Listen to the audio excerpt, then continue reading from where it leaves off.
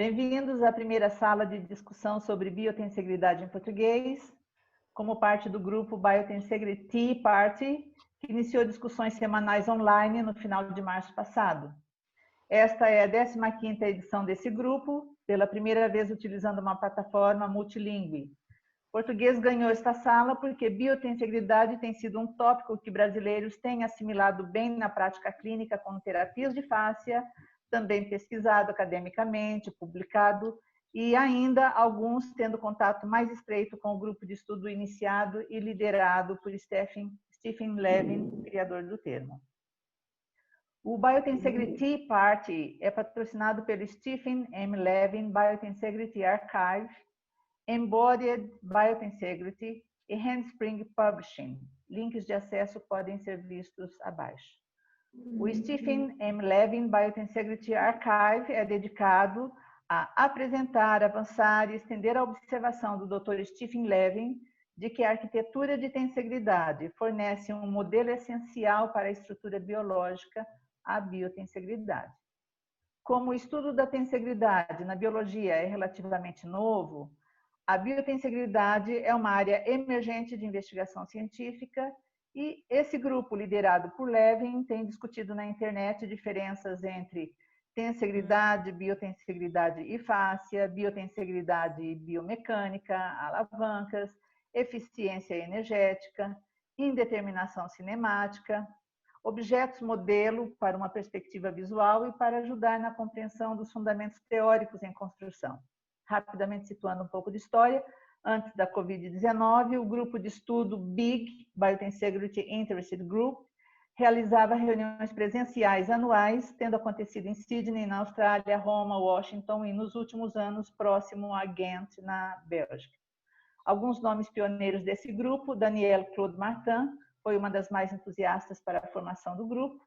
Com formação em física e trabalho terapêutico em movimento corporal, ela escreveu Living Biotensegrity, Interplay of Tension and Compression in the Body, bem didático, o primeiro livro a reunir os principais conceitos envolvidos.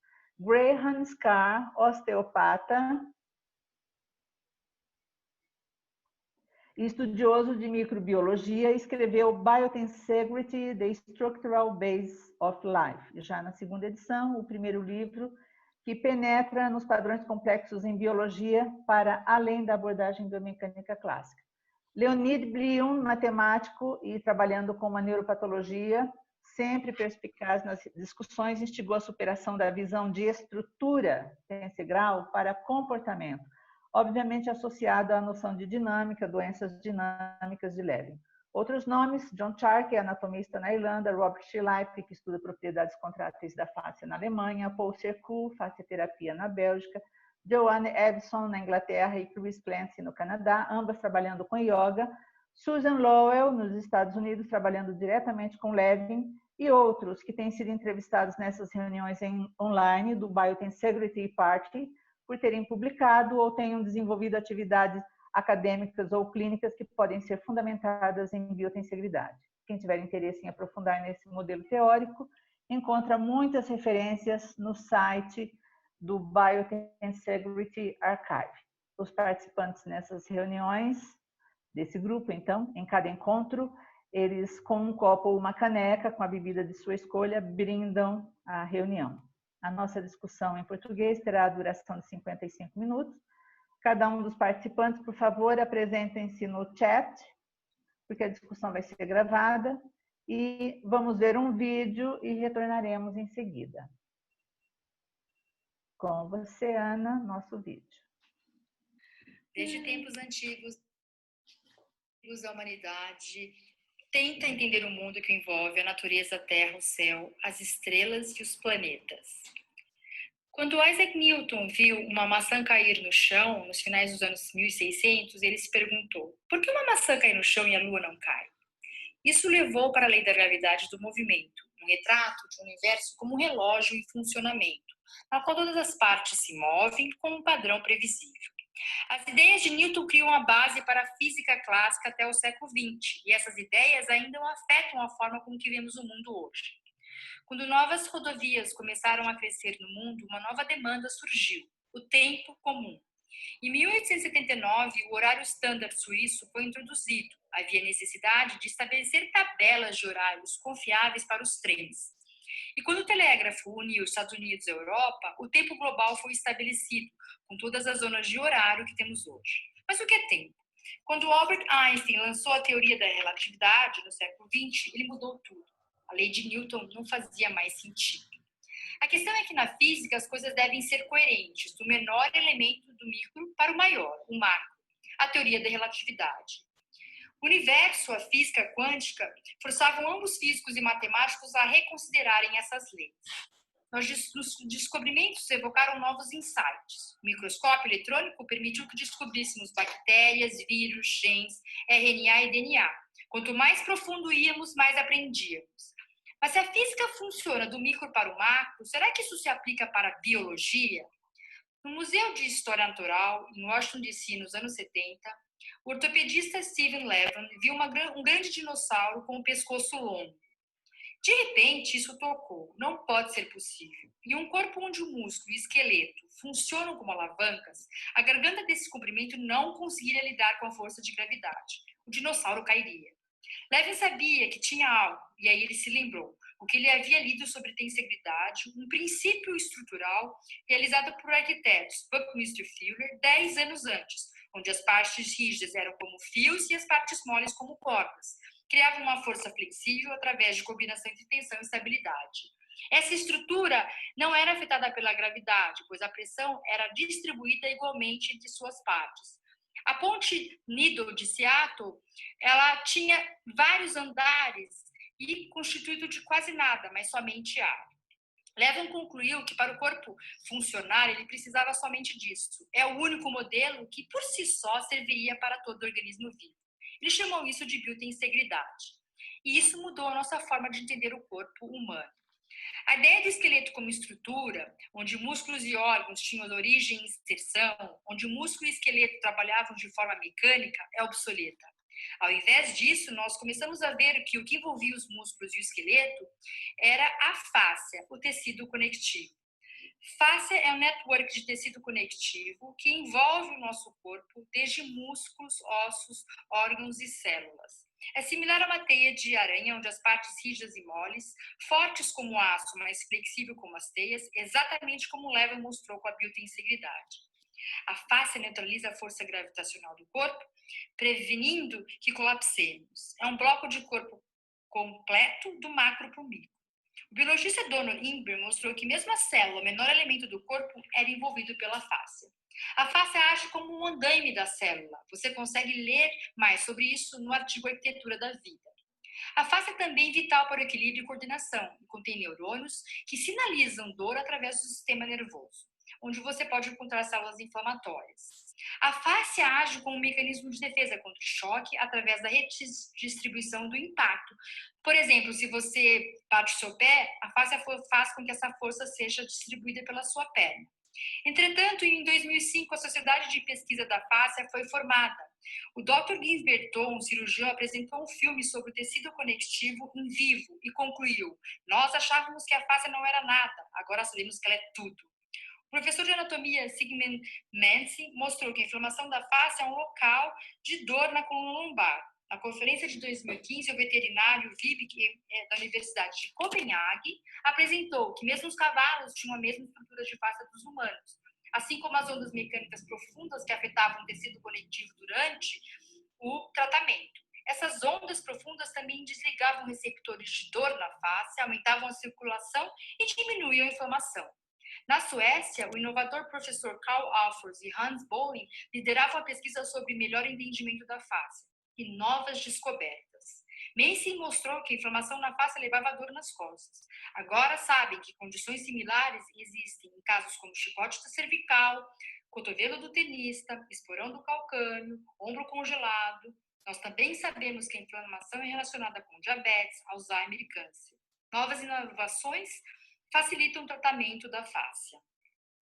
A pesquisa em nosso corpo continua e mais descobertas nos esperam. Ok. Bom, então bem-vindos, né, todos novamente. A ideia agora é a gente começar uma discussão sobre o tema de biotensegridade. E, na verdade, eu queria convidar você, Sérgio, para começar. Eu acho que todo mundo aqui te conhece, admira o seu trabalho como pesquisador, como professor. E seria legal se você pudesse começar essa discussão. Tá bom. Gente, boa tarde a todos, né? É com grande prazer que a gente recebe esse grupo tão grande, né? Aqui embaixo tem 41, apesar de ter sido dito que seria bem mais, a gente não sabe se todos que inscreveram estão aqui hoje, né? Mas é um grande prazer para discutir um tema que vem ganhando cada vez mais respeito e atenção de toda a comunidade e de grupos de interesses até distintos, né? Ana, colocando, na realidade, minha área de atuação é mais acadêmica, né? Eu venho trabalhando com a acessibilidade dentro do aspecto do papel dela na percepção, mas a gente tem, dentro do grupo que lida com acessibilidade, pessoas ligadas a terapias manuais, pessoas que trabalham dentro de áreas técnicas também, na modelagem, na área de arquitetura, pesquisadores de outros interesses básicos, muitos fisioterapeutas, muitos terapeutas corporais, pessoas que fazem dança. Então, assim, ela vem cada vez mais crescendo em termos da abrangência e do interesse. Em aspecto comum, né, nós estamos lidando, na realidade, com um tipo de arquitetura que serve como um grande modelo para a estrutura biológica. Acho que talvez o ponto de partida que une todos esses interesses é tentar, na realidade, superar, como a Ana colocou no filminho que ela apresentou, superar um grande dilema relacionado com o corpo humano. Basicamente, como que a estrutura do nosso corpo humano pode realmente fazer o que ela faz, ou o que nós esperamos que ela faça. Como, na realidade, garantir uma estabilidade estrutural para essa estrutura. Não é uma coisa tão simples. Eu acho que muitas pessoas assumem que o nosso corpo é capaz de fazer diversas coisas sem entender necessariamente a dificuldade ou a complexidade relacionada com isso.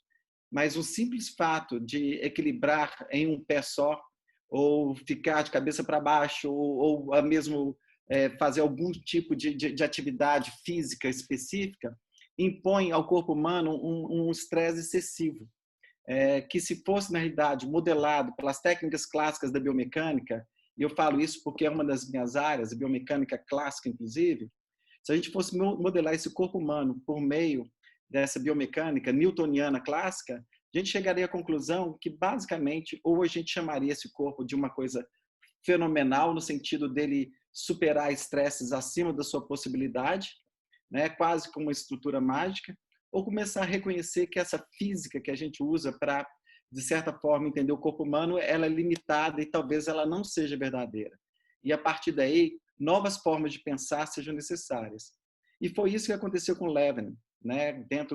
Quando ele começa a idealizar, por exemplo, os grandes dinossauros, que não poderiam existir, basicamente porque eles não seriam capazes de suportar, pelo peso dos seus corpos, a gravidade da Terra. Se isso não é possível, ou seja, se uma análise estrutural de biomecânica diria para a gente que os nossos corpos são inviáveis como estrutura física, alguma outra coisa tem que estar acontecendo. E essa solução veio quando as pessoas começaram a emprestar os conceitos de tensibilidade para explicar o comportamento dos sistemas biológicos.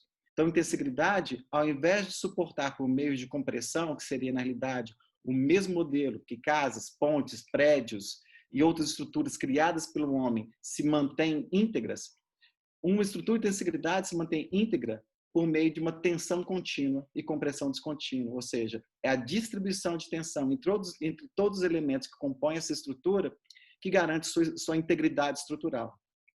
Isso, na realidade, é uma mudança fenomenal em relação à visão clássica do corpo humano, né? O corpo humano, inclusive, se a gente for pensar, ele é visto como uma estrutura que tem a compressão contínua e tensão descontínua. Se a gente for pensar, pensa o esqueleto humano recebendo compressão e as articulações, onde que tem elementos conectivos, seriam os pontos de tensão. E é exatamente o contrário do que se tem numa estrutura de tensibilidade, onde que eu tenho tensão contínua, ou seja, a tensão é distribuída em toda a estrutura e a compressão, ela é, na realidade, localizada, tá? Então, eu posso ter regiões específicas de compressão, mas é a tensão que garante, a distribuição de tensão que garante a estabilidade e a integridade estrutural para isso. Então, é uma grande mudança que permite que a gente comece a aplicar novos conceitos para o entendimento do movimento humano, do corpo humano, e, a partir disso, até mesmo como, na realidade, percepção pode emergir dessa nova estrutura, né? Quando a gente vai imaginar, só como um exemplo bem específico, se você fizer um cálculo biomecânico clássico de uma pessoa que esteja apoiada sobre uma das pernas apenas, tá certo? Ela está em pé, apoiada em uma das pernas. No quadril dessa pessoa, a gente teria em torno de, no mínimo, 3 vezes o peso corporal sendo aplicado a uma região de menos de 1 centímetro quadrado. Então, uma pessoa de 90 quilos teria 270 quilos colocados sobre o fêmur, uma pequena região do fêmur, simplesmente pelo fato de estar em pé. Se a gente imaginasse, se eu pegasse essa pequena parte da cartilagem lá do fêmur, colocasse no chão e sobre ela uma rocha de 270 quilos, o que aconteceria com essa parte de cartilagem? Ela basicamente explodiria. E é isso que a gente tem, na realidade, os cálculos biomecânicos clássicos apontariam para o que acontece no corpo humano. E, na realidade, nós conseguimos ficar muito mais que uma perna só, com peso nas costas, pulando, ou seja, uma magnitude de forças muito superior, na realidade, do que esses cálculos. Então, alguma coisa está diferente. E o fato, talvez, que a gente comece a imaginar um pouquinho de uma analogia simplificada disso aí, para a gente pensar como que compressão faz mal e tensão faz bem. Imagina, por exemplo, um pneu de um carro, né? Um pneu que esteja bem calibrado e você vê um carro, por exemplo, que estaciona sobre o meio-fio, onde uma pequena parte do pneu está em contato com o meio-fio e o resto apoiado nas outras rodas. Aí você começa a imaginar um carro de 1 tonelada, né? Se eu tenho 4 rodas, 250 quilos para cada uma daquelas rodas, e naquela pequena roda que está apoiada no meio-fio, eu tenho uma pequena área apoiada. Aí eu começo a imaginar como é que aquela borracha naquele ponto não está sendo esmagada por aquele peso total. A resposta é muito simples. Naquele pequeno ponto que recebe a pressão do meio-fio, ela empurra o ar de dentro do pneu, tá certo? Esse ar, ele expande em todas as direções, de tal forma que todo o pneu resiste e não apenas ponto em contato. Então, apesar de eu ter uma compressão localizada, o que eu tenho é tensão geral, expandindo aquele pneu e fazendo com que o pneu do carro se mantenha estruturalmente viável como um todo, e não em partes. Então, essa é uma grande analogia para a gente entender como é que o corpo humano consegue lidar com a magnitude de forças tão altas e se manter íntegro, porque ele reage como um todo. E é a primeira lição de integridade. Não existe partes, só existe o todo. Porque é assim que esse corpo existe. E, portanto, esse corpo ele se comunica, ele age de maneira integral. Então, essa é uma pequena mensagem do que seria integridade, a importância da integridade para a gente entender o movimento humano. E se a gente tiver questões específicas que a gente queira debater, tanto do aspecto perceptual, do aspecto estrutural, eu acho que nós estamos aqui, né, Marilene e Ana, para ajudar, na realidade, nessa discussão com vocês. Então, é só uma apresentação para a gente ver como que é bonito, na realidade, essa noção de integridade aplicada ao corpo humano. Sérgio, obrigada por sua colocação, bastante clara e bastante útil para a gente fazer uma ponte de tensegridade para biotensegridade, né? Porque na biotensegridade a coisa fica mais complexa, porque os organismos vivos são dinâmicos, autoadaptáveis, né? Autorregulados. A gente está sempre tentando driblar as forças que estimulam a homeostase mecânica, digamos assim, e a homeostase é conseguida dependendo da melhor maneira como esse corpo consegue distribuir tensão e compressão. E aí, nesse sentido, a compressão também, embora localizada, ela fica mudando de lugar, digamos assim. Isso. E o vídeo que a Ana passou, focalizando especialmente a fáscia, que é a grande estrela da história, né? ela é útil a gente conhecer as propriedades e as condições da fáscia no corpo humano, porque é justamente isso que nos possibilita fazer um trabalho clínico e cuidar da saúde, independentemente das áreas de especialidade da medicina, da fisioterapia ou o que quer que seja, ou promoção de saúde, seja promovendo, seja reabilitando, né? Seja regenerando o tecido. É por isso que o conceito de estrutura tensigral, que começou lá no início das discussões, acabou dando lugar para arquitetura e depois dinâmica, comportamento, porque a coisa é viva e está permanentemente em adaptação e autorregulagem. Então, se alguém quiser comentar um pouco mais sobre isso, bem-vindo. Acho que para a gente organizar, quem quiser contribuir, levanta a mão e aí pode ativar o microfone, tá? Também podem fazer perguntas escrevendo no chat, que pode ser dirigida para alguém, não necessariamente só para Sérgio, eu, Ana, e nós temos também aqui o Fabrício. Fabrício, onde está você? Que também está participando aí, gravando e colaborando. Mas, por favor, à vontade para se manifestarem, seja por escrito, seja falando. Estamos todos numa discussão aberta. É um campo bastante amplo, né, gente? Então, provavelmente, pessoas devem ter interesses variados. Parece que Juliana Muniz, ou quem está com ela, pode falar. Olá, boa tarde. Meu nome também está escrito, tá no evento, mas entrando junto com a minha esposa. Meu nome é Flávia, boa tarde, me apresentando. Em relação ao ponto da fantasia que a professora levantou, eu estou vendo nos últimos tempos também a relação da alostasia, né, que está sempre uma procura dinâmica, que está querendo se equilibrar, mas ao mesmo tempo a gente não consegue nunca equilibrar, porque se é dinâmico, quando a gente acha que vai buscar, aí rapidamente escorrega para um outro lado. Então, essa homeostasia na estática, aparentemente, como eu aprendi há 20 anos atrás na fisioterapia, que é aquele conceito de equilíbrio interno da célula e do sistema. E com esse conceito de tensegridade de fáscia, que eu estou estudando com a professora Ana, que ela está me apresentando muito bem, e falando muito de alostasia, né, que é essa busca sempre dinâmica, a procura de um equilíbrio que talvez não exista. Não sei, esse é o meu ponto de vista. Eu queria escutar mais sobre vocês. Tiana. Quer comentar, Sérgio? Existe, dentro da termodinâmica de sistemas complexos, existe um outro termo lançado por um cara chamado Ila Prigodini, que eu acho que representaria até melhor o que acontece. Ele, na realidade, ele abandona a ideia de homeostasia para homokinetics. Né?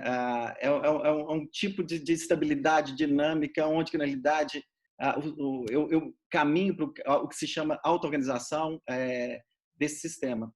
E isso é descrito, na realidade, em vários sistemas e é uma das coisas mais bonitas que a gente tem em termos de estudo de complexidade, né? Ou seja, esse sistema continuamente mudando, se adaptando ao meio, porque, na realidade, o fundamental que a gente pode pensar sobre qualquer estrutura é a sua capacidade adaptativa, né? Ela nunca tem, na realidade, um valor fixo, esse valor, na realidade, ele vai mudando dinamicamente o tempo todo. Por isso que o termo homokinetics, ao invés de homeostasis, né? que seria, na realidade, o termo original. Então, é essa busca, né, dessa estabilidade de forças, mas de uma maneira dinâmica, sempre ajustando ao contexto que é completamente mutável o tempo todo. Então, existe, na realidade, vamos falar assim, uma relação muito grande do que a gente observa em termos de tensegridade e comportamento de fáscia, né, biotensegridade, com também sistemas complexos que estão em vários exemplos da natureza, né? Ou seja, não é uma propriedade especial, é uma propriedade, na realidade, física comum a todos os sistemas. E isso é muito bonito.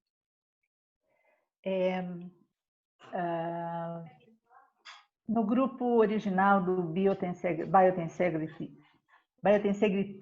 Party, o Leonid Blium, que é matemático, ele tem trazido a questão de indeterminação cinemática. Porque quando a gente analisa o movimento humano a partir da biomecânica clássica, a gente vê fulcrons, vetores, né? E quando você estimula o corpo num processo, por exemplo, de fisioterapia ou terapia manual, você previamente espera por onde essas forças vão caminhar dentro do corpo. Então, você quer tratar, e geralmente o foco é em músculo ou articulações, mas pensando em origem e inserção muscular, na maioria dos casos, ou pelo menos na fisioterapia clássica, né? Uhum.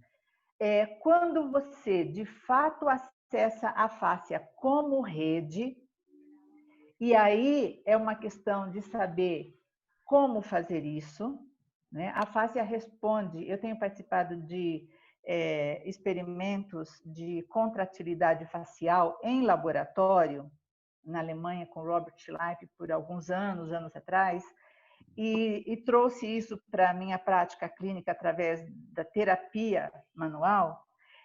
Quando você descobre como acessar a fáscia mesmo, como rede, que você supera aquela abordagem de manobra, de toque localizado, de vetorização direcionada para onde você quer, de acordo com a leitura da biomecânica clássica, você acaba tendo como resposta uma coisa realmente global, você acaba tendo volume como resposta.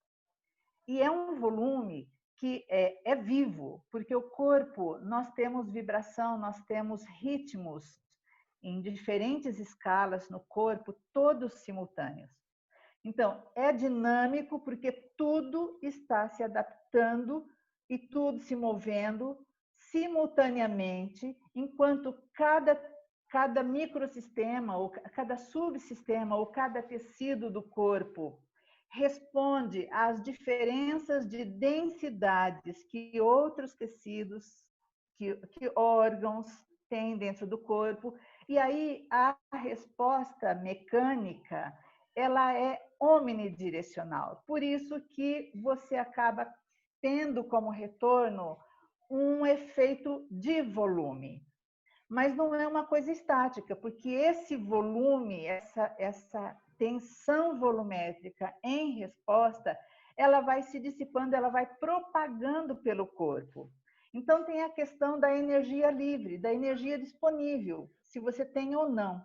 Se você tem áreas de compressão muito acentuadas, por exemplo, e você tem tecidos com muita densidade, ou você tem fibrose, ou você tem uma patologia que é geneticamente estimulada, você vai ter regiões que vão oferecer uma resistência maior e essa dinâmica, né, vai passar por esses obstáculos, por essa resistência, e aí o conjunto todo do corpo tende a perder algo em termos de energia, porque a energia ela é armazenada ao longo do próprio movimento, né? Armazenamento e propagação de energia pelo corpo, a homeostase depende de quão equilibrado isso está. Então, se você tendo a fáscia, aqui eu estou tendo a fáscia como referência, como realmente o tecido de base para fazer esse tipo de comentário e de análise. Se ela, seja por traumatismo, seja por patologia, seja por overuse, seja por qualquer processo que no seu conjunto ofereça dificuldades, resistências, a fluidez desse movimento, a fluidez é o que se perde. Então, tudo é dinâmico o tempo inteiro, tudo está se movendo o tempo inteiro. Agora, esse movimento, em termos globais no corpo, ele é mais distribuído, ele é mais harmônico, ele é mais fluido ou menos, dependendo se você tem regionalmente dificuldades na fáscia. Não sei se isso ajudou, acrescenta alguma coisa. Ajudou. Posso fazer uma pergunta, gente? Oi, estou bem contente de estar aqui junto com todos vocês. E eu quero, acho que está dentro desse assunto que a gente está falando, tá? No domingo, na semana passada, tivemos uma aula com a Ana e com o Fernando e me chamou a atenção no momento do exercício que a Ana deu. Ela falou do ponto de ancoragem para encontrar a tensegridade durante um exercício específico, né? Então, eu quero... E assim, naquele momento, ela utilizou um ponto de ancoragem externo, né? Um apoio para o pé e, a partir desse apoio, a distribuição da tensão, né? Para encontrar a tensegridade. E eu tenho uma pergunta, se a gente pode produzir essa tensegridade encontrando um ponto de ancoragem interno também, e não dependendo de usar uma parede ou um rodapé. Estando parado, você buscar um ponto de ancoragem dentro de você mesmo e, a partir desse ponto, conseguir, né, conquistar essa expansão, a tensegridade. Sônia, a gente já responde sua pergunta, é que a Cris está aqui, deixa eu só ver se ela quer falar alguma coisa para o grupo, tá? Hi, Tá. Cris! Hi, I just came to say hello and to say that, unfortunately, although I upgraded to 500, we found out that they've limited us at 100. So, Fabrizio, I understand you have several people waiting in the waiting room. We also have Dr. Levin waiting in the waiting room. So it was our intention to bring him here to say hello to everybody, and he can't get in. Oh my God. So, I don't want to bump someone else because I just couldn't do that. But I hope your discussion is going well. And yeah, we'll find some way, maybe we'll have to invite everybody to just a plain Portuguese speaking meeting when it's a little easier to have everybody on board. Yeah. It's perfect. Okay. It's okay. I think the problem is that we are too many. No, it's fabulous that you're so many. And That's good. I understand you've got a big conference happening in September. Yes.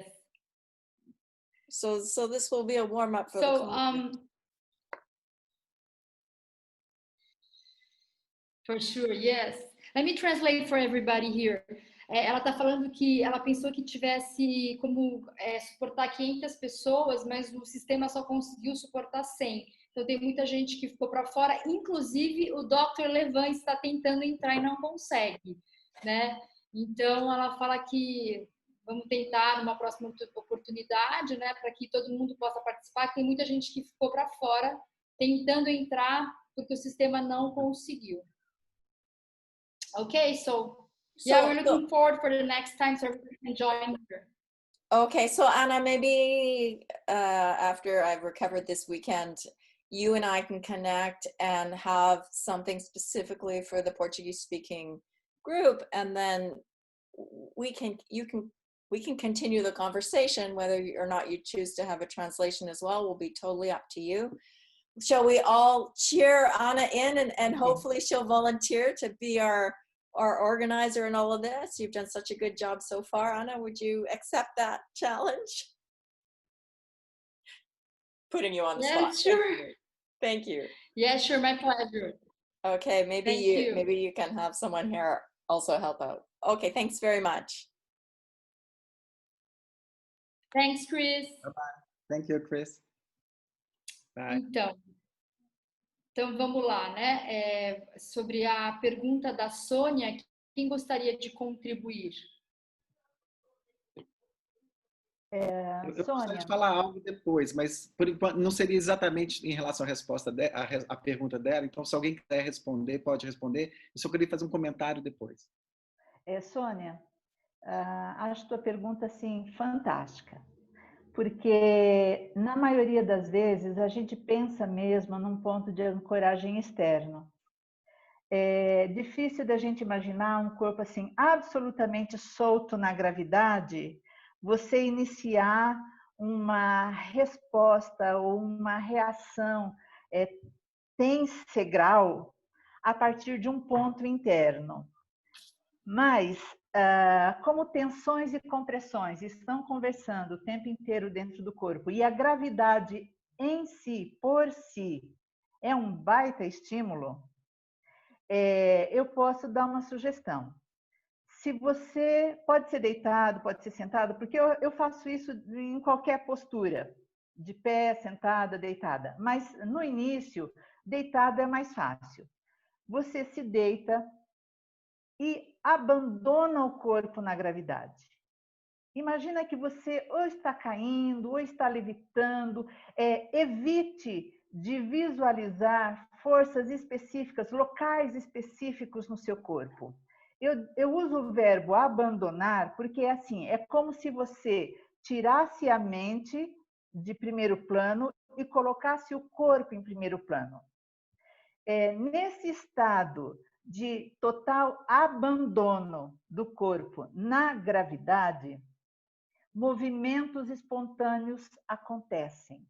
Às vezes não é tão imediatamente, mas os movimentos começam a aparecer. Que movimentos são esses? São aqueles que as forças internas do corpo precisam fazer para ajustar uma harmonia melhor dessa distribuição de tensões e compressão.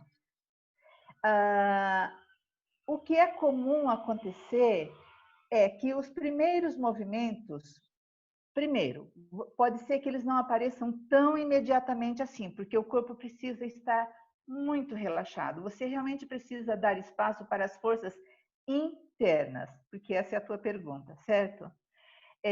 Na hora em que esse estado de relaxamento se sobrepõe ao que você está pensando, ao que você está querendo mover ou fazer, os movimentos começam a aparecer. Basta permitir. Agora, se você presta atenção, você pode até perceber que eles têm uma resposta que, com o tempo, vão delineando, vão desenhando um padrão.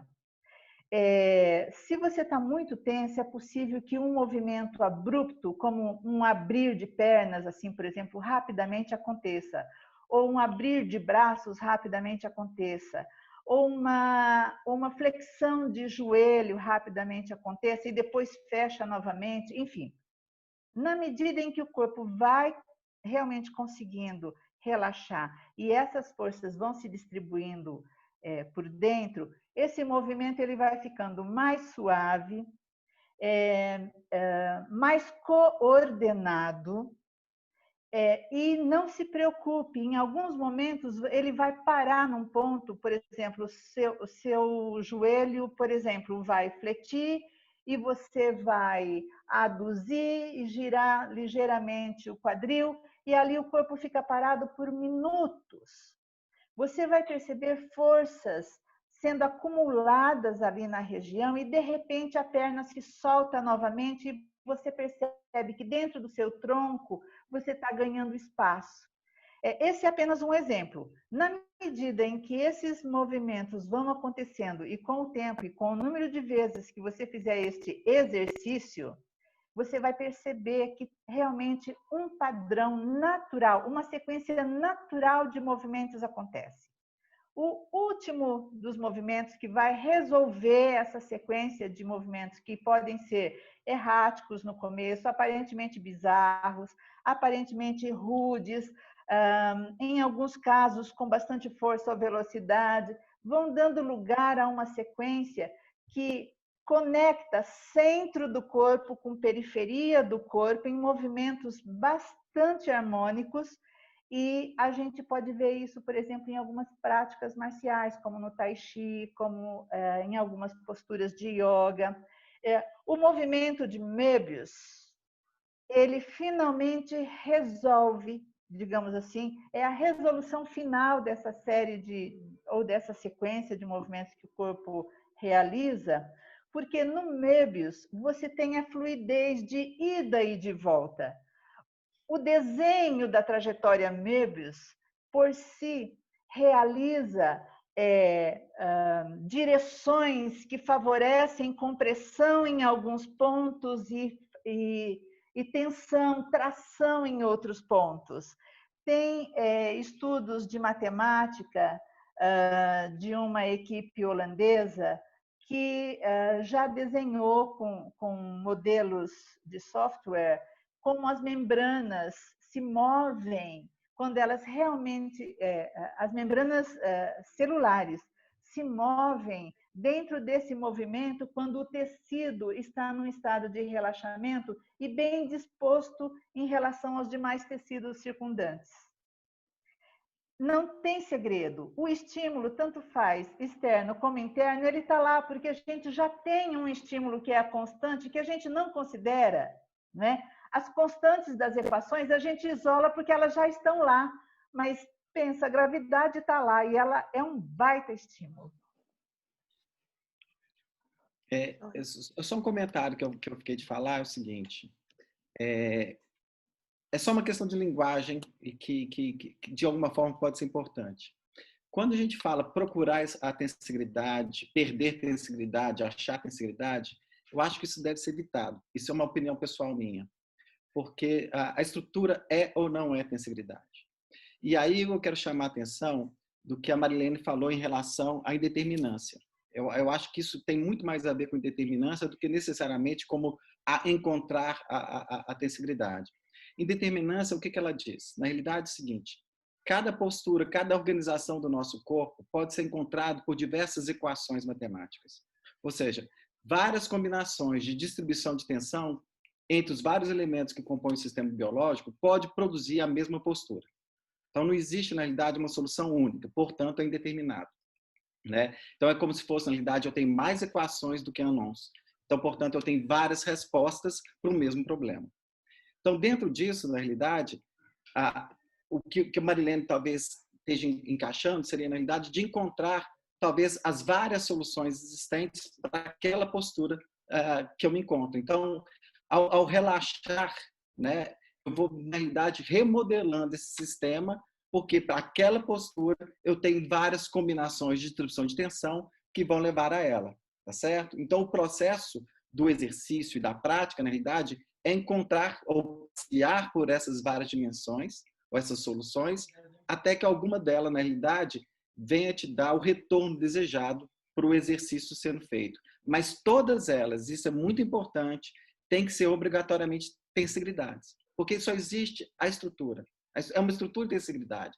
Se eu perder tensibilidade, eu perco aquilo que, na realidade, dá base para o meu corpo. Mas eu tenho várias possíveis, vamos falar assim, distribuições de tensão que dão origem à mesma resposta. E talvez o exercício terapêutico que se busca é encontrar essa melhor solução, dado, na realidade, o problema em mãos. E não necessariamente encontrar a tensibilidade, porque não existe a tensibilidade. Tá? Existe tensibilidade. Essa é a minha opinião. Correto, Sérgio. Na verdade, o próprio termo... Marilene, vamos deixar o Pedro Ferreira falar um pouquinho. Ele está aqui representando o Fernando Bertolucci, né? Eu acho que ele também tem bastante coisa legal para acrescentar para o grupo. Pedro, você gostaria de comentar alguma coisa? Ana, obrigado. Gostaria, vou comentar a pergunta da Sônia. Eu estava lá no workshop também. Então a Sônia perguntou, retomando, né, que foi até antes da crise entrar. Você perguntou se tem uma questão da ancoragem interna, né, Sônia? Foi isso, né?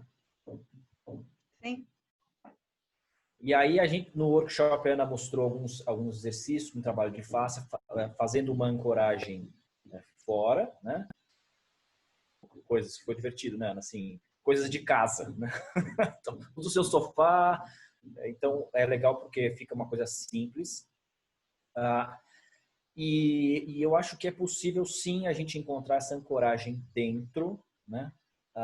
De uma forma que você possa ser um trabalho terapêutico mais, talvez até mais aprofundado, que é o que para mim, o que o Fernando Bertolucci descobriu quando ele descobriu um tipo de maneira de você trabalhar os tecidos moles. Na verdade, é uma relação que você estabelece, não dá para mostrar aqui em vídeo, que ele chamou do toque de tensegridade, que emerge uma resposta de dentro do corpo. E aí você vai trabalhando com essa resposta, que tipicamente aparece uma ancoragem interna mesmo. Parece que o corpo ele se estrutura. Claro que tem um apoio na mão de quem está aplicando né, o movimento, e tem a superfície de baixo, mas fora isso, existe um efeito que parece muito que a coisa que a estrutura se monta, ela fica muito estável, né?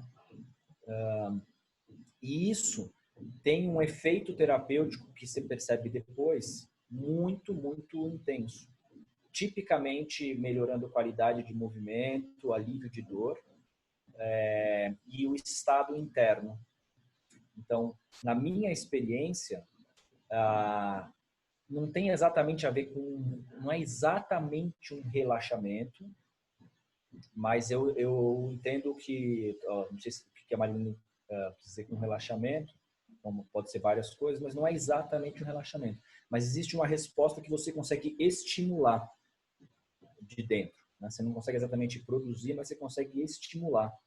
E isso cria uma condição que o próprio sistema do corpo ele vai reencontrando, e eu vou pedir licença aqui para o Sérgio para usar esse, entre aspas, reencontrando essa tensegridade. Não é que ela foi perdida, mas ela pode ser outra organização. Melhor, ela pode ser melhorada. É uma outra organização, outra solução.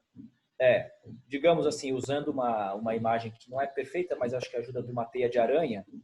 A teia de aranha, ela pode estar aquela teia top, né? Que a aranha está lá e triscou, ela sabe o que, ou ela pode estar aquela meio capenga.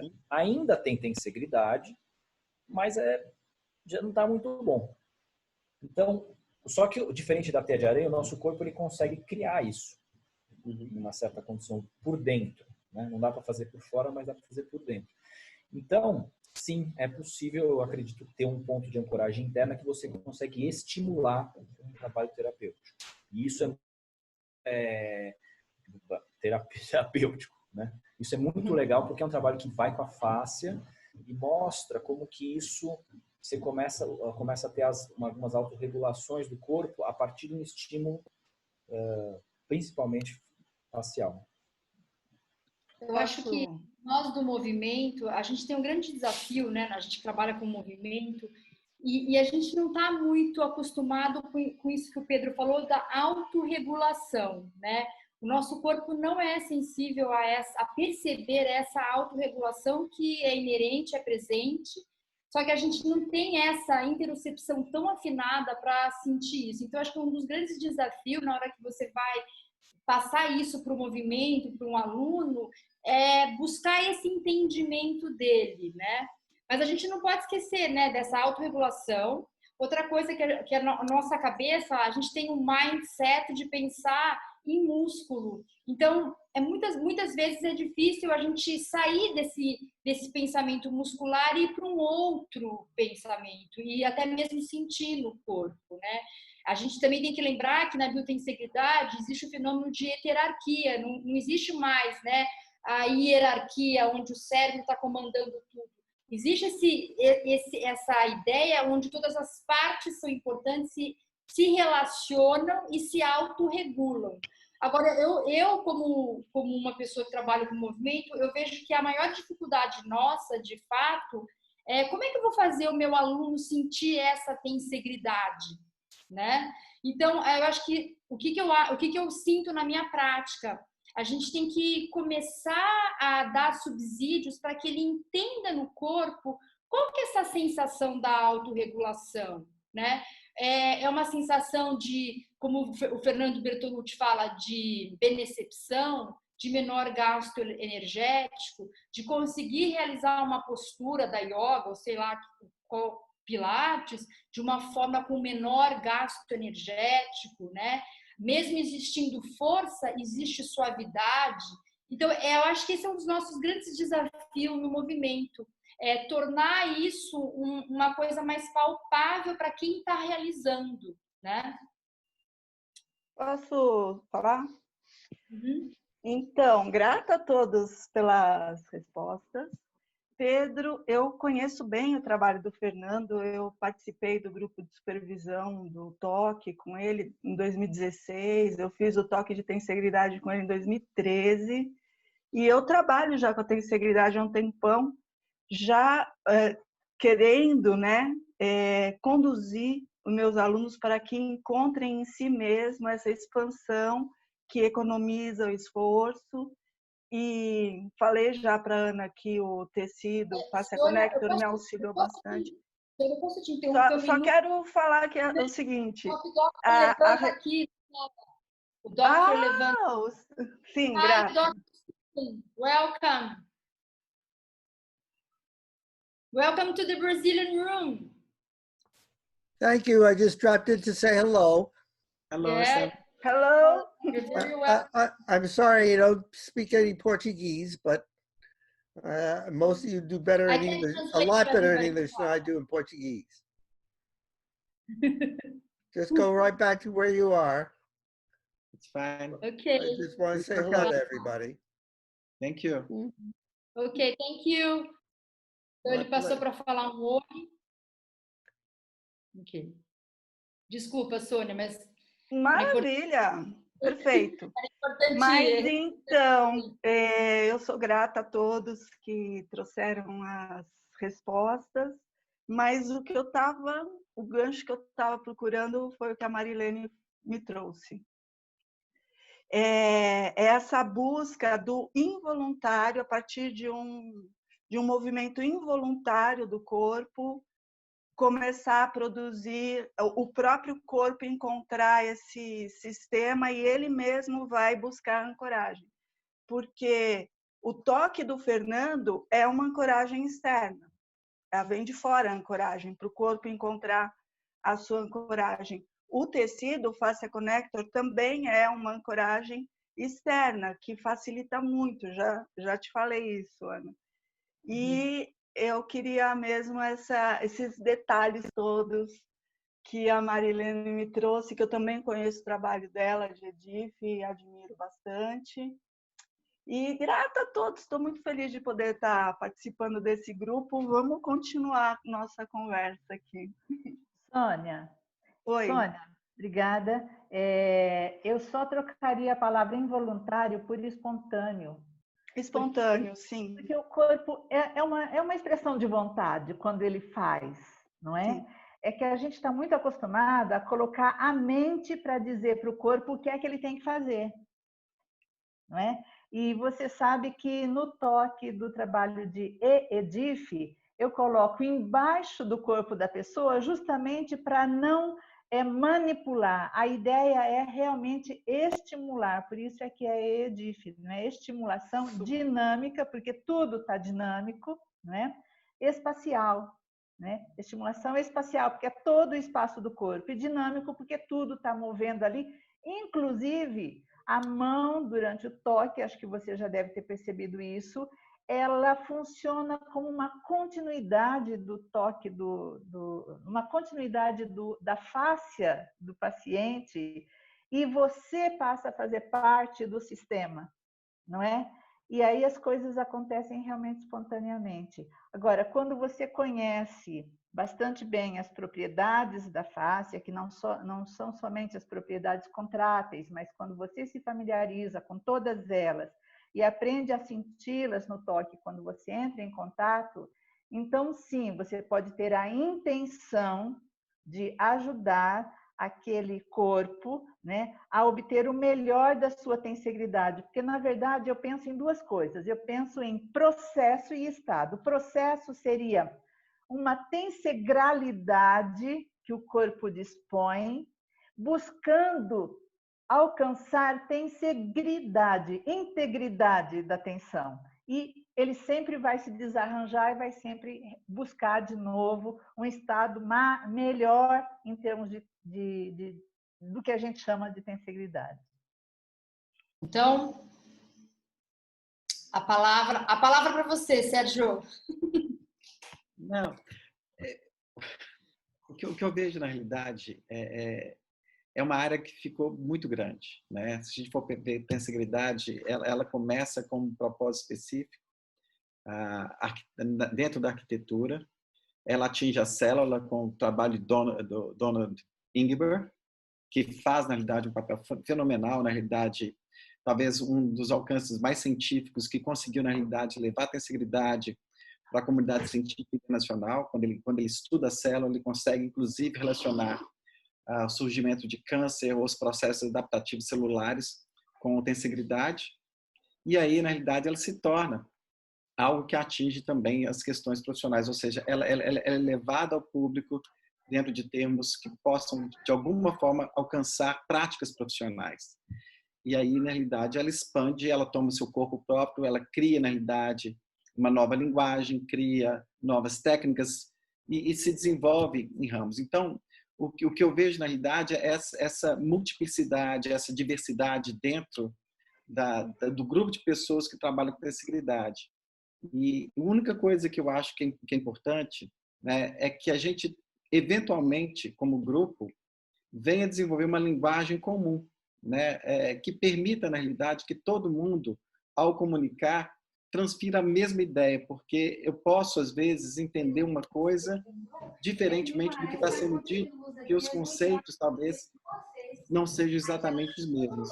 Então, como grupo, eu acho importante que, eventualmente, a gente normalize a linguagem, os pensamentos, as ideias, para facilitar a comunicação e a gente não venha a perder. Parece que o Michele está com aberto aí.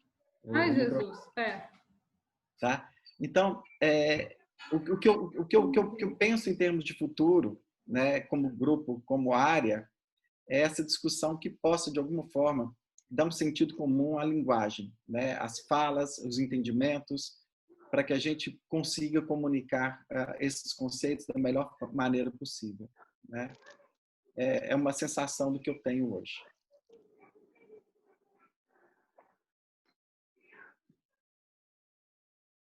O grupo Biotensegrity Party é uma iniciativa que vem cobrindo aí as dificuldades que a gente está tendo com a Covid, né?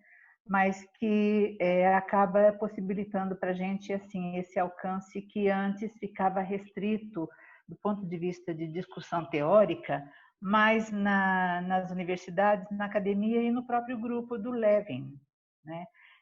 Esse grupo, Biotensegrity Interested Group, ele se reunia uma vez por ano em edições que ficavam entre 2 e 3 dias, de manhã à noite, porque no almoço e no jantar também se discutia, e é justamente o grupo que está tentando criar a referência teórica para a tensegridade, uma vez que ele é liderado pelo próprio Levin, né? Ele criou o termo com base na percepção dele, na observação dele, começou a escrever. A primeira vez que ele se manifestou por escrito foi em 1981, num trabalho de universidade ainda, né? Depois disso foram muitos artigos, e quem tiver interesse em aprofundar, já independentemente das discussões que a gente começou a ter, entra no site dele, né? É só entrar com Biotensegrity e Stephen Levin, ou Levin, né? Acaba caindo lá porque é o site mais importante relacionado ao assunto. Eu tenho acompanhado, eu não tenho entrado nas salas, mas tenho acompanhado uma boa parte das discussões do grupo em inglês desde quando eles começaram em março. E em comparação com algumas reuniões nas quais eu estive presente, eu percebi que em um ano esse grupo discutiu, entre eles mesmos, estão discutindo muita reformulação conceitual. Então, a coisa não está pronta. Isso. A gente pode discutir o que é que a gente entende daquilo que eles discutem, né? A gente pode aplicar na nossa prática clínica, mas é uma questão de nível de interpretação. Na nossa prática clínica, a gente está aqui embaixo, a gente está fazendo a coisa aplicada de uma coisa que a gente entende que está lá em cima, que é a construção teórica do tema, né?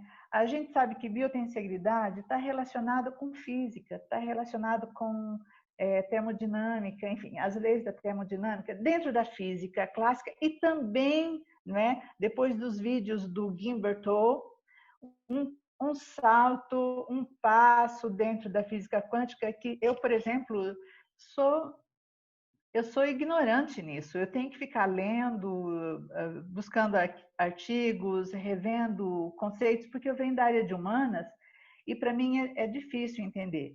Mas eu gosto bastante, por exemplo, das colocações do Leonid Bloom, porque ele é matemático e quando ele coloca nas discussões, do ponto de vista matemático, baseado em conhecimento de física, na qual ele também é muito bom, isso vai dando para a gente uma segurança para interpretar o que está aqui em cima no nível conceitual, colocar ali embaixo na nossa aplicação prática. Então, ninguém pode dizer que sabe sobre biotensegridade bem ou completamente, porque o próprio conhecimento está sendo produzido, né? O que é muito legal é a gente estar nessa onda, digamos assim, ou nessa trilha, e entendendo junto com a própria criação do conhecimento. Eu acho isso muito legal. Bom, sendo assim, todos estão convidados a continuar estudando com a gente, né? E eu vou encerrar porque eu sei que muitas pessoas precisam ir, né? E aí quem quiser pode permanecer na sala ou pode voltar para outra sala, tá bom? Então, muito obrigada a todos que puderam participar hoje. A gente fica muito feliz com a presença de todos e esperamos vê-los aqui novamente no grupo para continuar estudando com a gente. Ótimo. Obrigado, Ana. Obrigada, gente. Obrigado. Marilene, obrigado. Obrigado, Obrigada, pessoal. Sérgio, Ana, Fabrício e a todo mundo que compareceu. Gravou, Fabrício? Gravou? Beleza. Então tá, gente. Vamos ver, nós não temos ainda uma data para quando vai ter novamente a plataforma multilingüe, né? Isso a gente não sabe. Em inglês é toda semana, toda sexta-feira. Essa foi a primeira vez que eles abriram essa plataforma assim para várias línguas. E a nossa bombou, não é, Ana? Sucesso. Sucesso total.